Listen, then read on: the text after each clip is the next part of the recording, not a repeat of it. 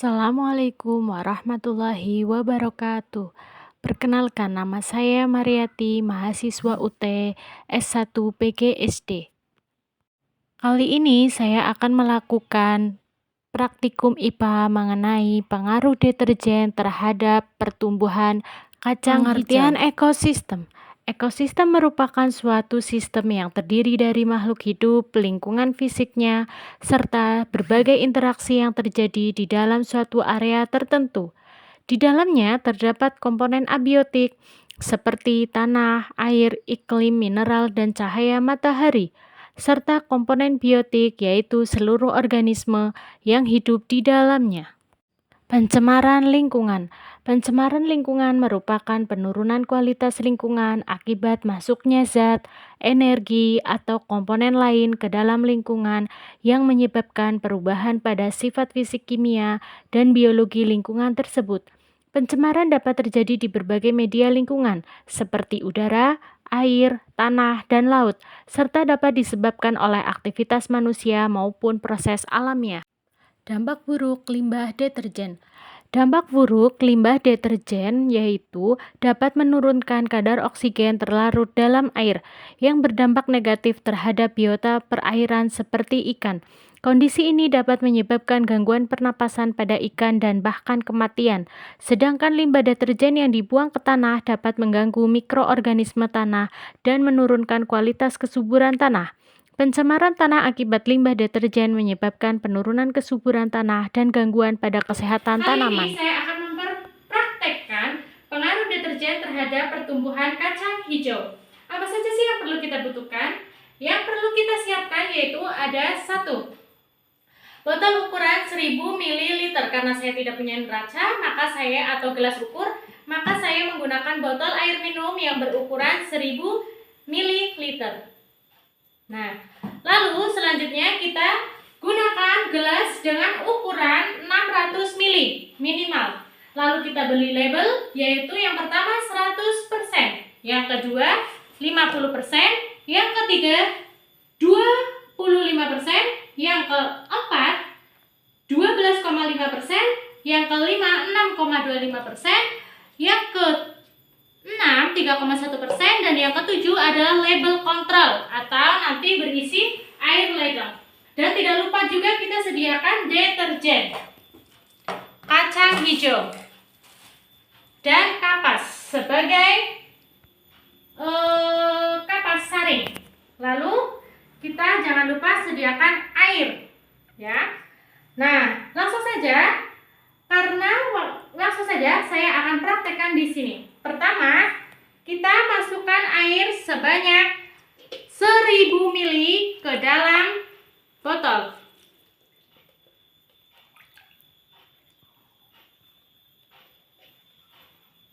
Tambahkan deterjen.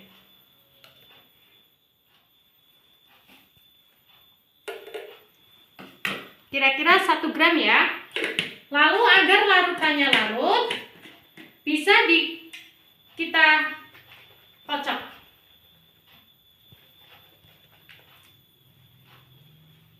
Setelah dirasa larut, kita tuangkan ke dalam gelas yang berukuran 100% atau gelas label 1. Yang kedua, kita masukkan air atau isi air lagi penuh ya.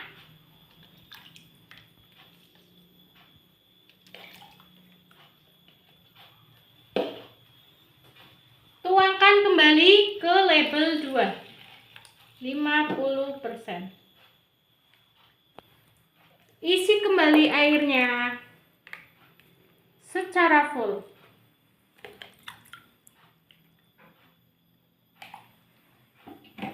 Tuangkan ke label 3.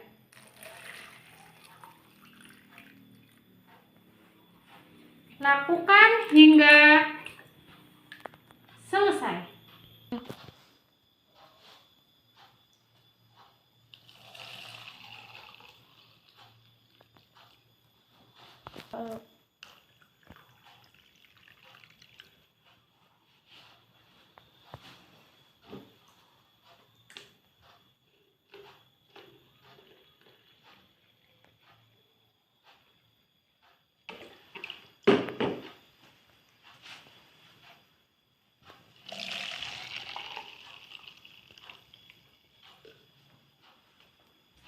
Dan yang terakhir,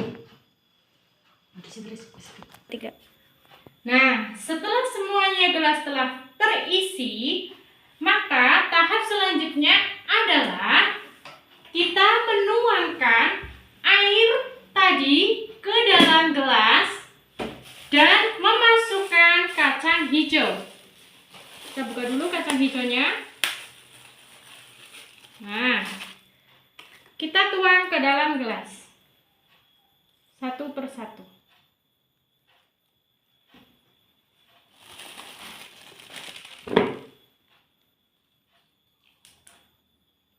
Pastikan semua kacang hijau tidak ada yang mengambang. Jika ada yang mengambang, maka yang mengambang silahkan diambil.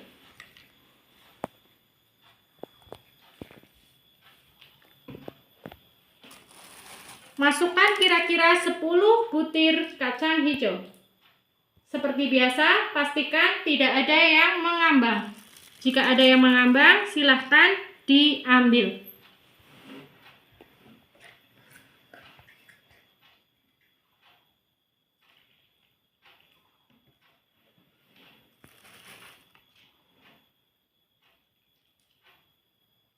Nah, seperti ini ya. Ada yang mengambang, maka silahkan diambil.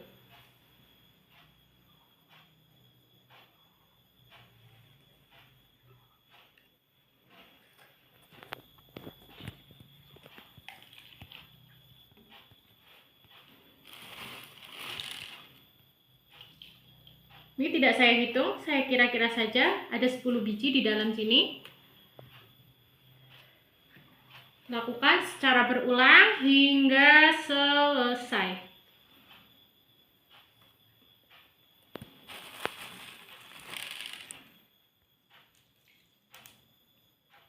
Nah, kebetulan kacang hijau yang saya gunakan ini masih bagus ya. Jadi tidak saya temui yang mengambang, tidak banyak saya temui yang mengambang.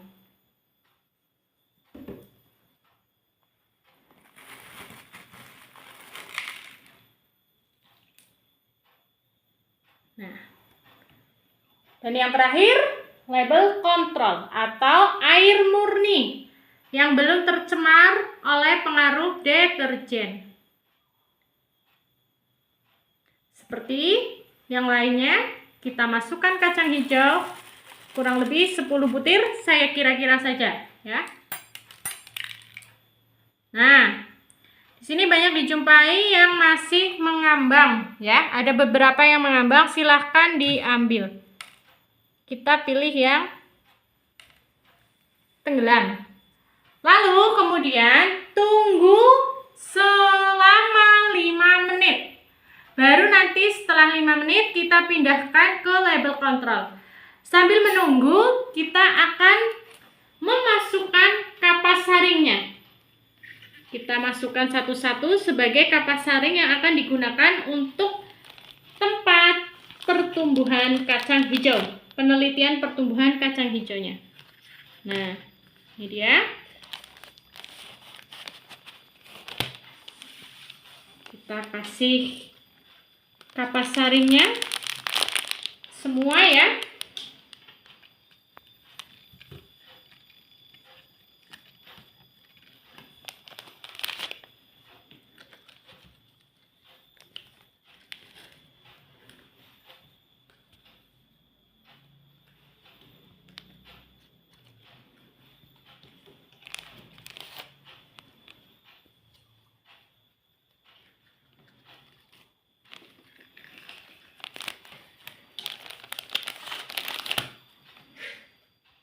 Tidak perlu tebal-tebal ya. Sekiranya saja, dikira-kira saja. Sudah, pastikan sudah semua terisi. Lalu kita tunggu selama 5 menit.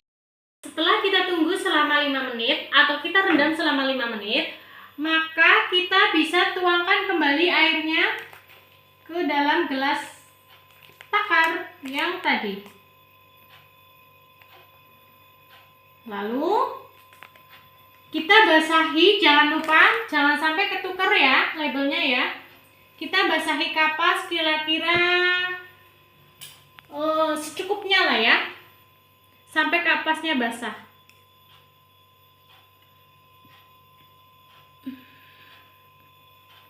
Nah, kita tuangkan kacang hijaunya ke dalam kapas tadi. Sebanyak 10 buah. Kita hitung. 1, 2, 3, 4. Oh, 1.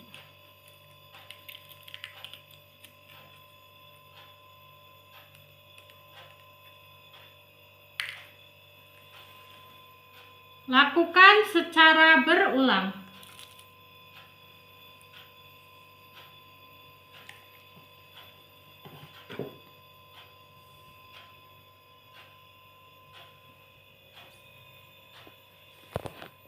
Ke gelas 50%. Kira-kira kapas basah lah ya. Setelah itu ambil sebanyak 10. 1, 2, 3, 4. 1, 2. Berapa?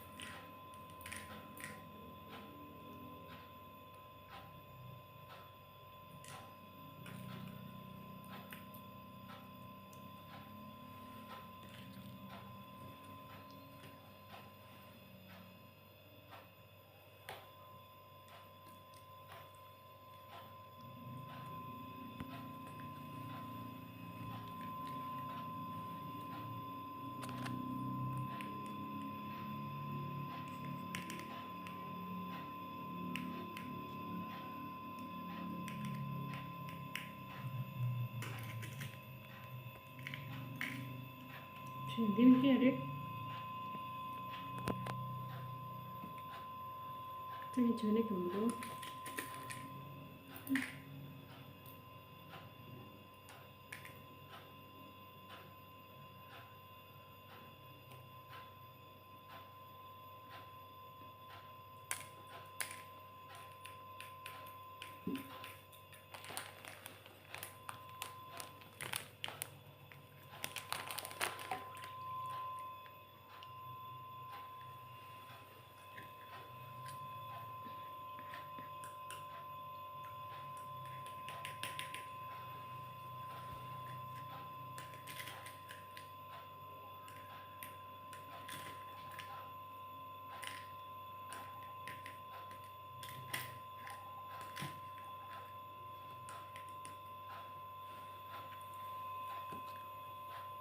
Dan yang terakhir, gelas kontrol.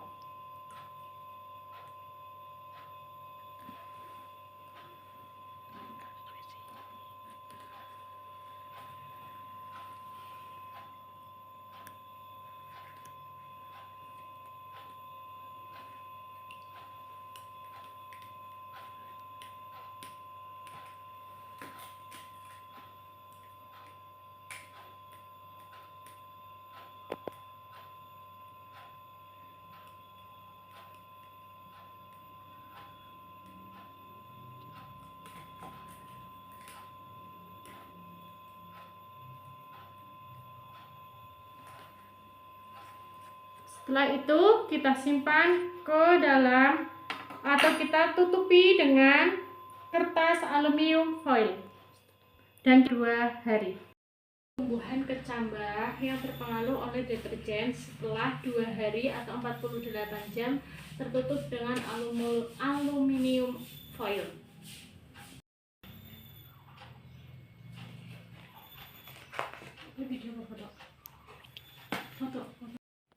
Setelah dilakukan pengukuran, maka terdapat hasil seperti tabel berikut ini. Tabel ini menunjukkan hasil panjang kacang hijau atau pertumbuhan kacang hijau setelah 24 jam. Setelah pengukuran selesai, maka kita tutup kembali dengan aluminium foil. Lalu kita tunggu hingga 24 jam kemudian. Dan setelah itu kita ukur kembali setelah melalui fase 48 jam. Dan hasilnya seperti pada tabel berikut ini. Setelah kita ukur dan kita masukkan ke dalam tabel konsentrasi larutan deterjen, maka dapat kita peroleh hasil sebagai berikut.